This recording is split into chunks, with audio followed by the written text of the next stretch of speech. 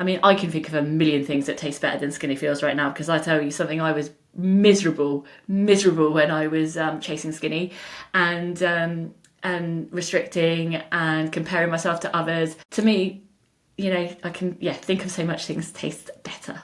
How about food freedom? That tastes like miles better than Skinny Feels. But yeah, that's kind of how it affected me. Was like my parents are extremely supportive. My mum never talked about dieting or food in that way, so I was extremely lucky to have a supportive household around me, where comments weren't really made about weight and stuff. And yet, even growing up in that environment, I still struggled. So it does just show how much exposure there was out there to this diet culture, and how it did affect everyone in different ways. I mean, as I mentioned in my intro, I was being bullied at the same time, like a lot of people in school at that time. And for me, I think it was a way of control, but also because it was shown everywhere. So it just seemed that's the thing you do. I want to be popular. I want to be loved. So skinny, it's the thin ideal. Surely that's what you got to do. So that obviously that's how I interpreted it. So it's that's how it affected me. And yeah, that I remember telling myself, nothing tastes as good as Skinny Feels. It was a mantra I used myself, pinching the inch. But like I said, it just made me miserable. I was always chasing this skinny ideal, thinking everything would be fine if I could just be skinny. I'd be popular, people will love me, I'll be successful, I'll be pretty, whatever it may be. Like, I thought that would solve all my problems. But yeah, it didn't. Like, I know we can have, it's not a spoiler alert, I guess, on that one.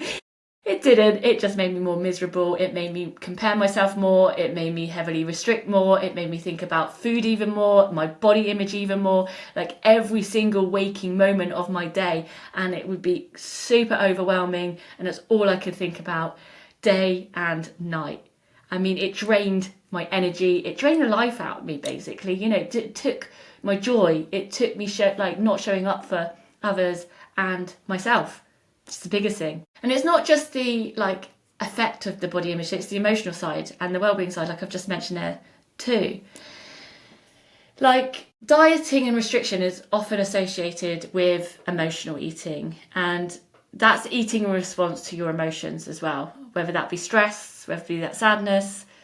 And I do class restricting under emotional eating as well, like emotional restricting, because I think that often gets missed. And I know that's something that I definitely used to do. Like stress, overwhelm, feeling I was out of control. The first thing I did was restrict again, because that's what helped me feel like, okay, this is something I can control.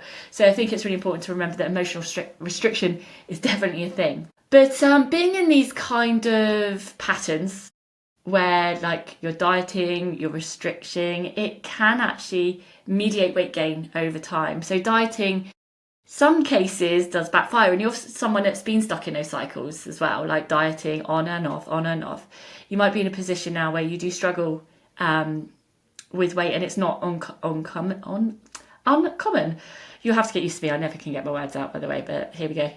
Unfiltered, showing up authentically as myself. That's what I promote. So we just roll with it.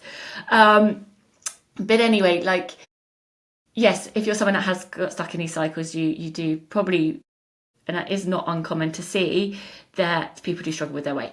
It's always up, down. Maybe you diet and then you put on more weight, whatever it may be. But particularly women who do diet more frequently, you can have a higher risk of emotional eating, which is then linked to your increased weight over time as well. So if you're someone that does struggle with that side, it's normal, and I don't want you to ever feel like you're alone in this, because I speak to so many women every day in my DMs, obviously with clients as well, and this is so common.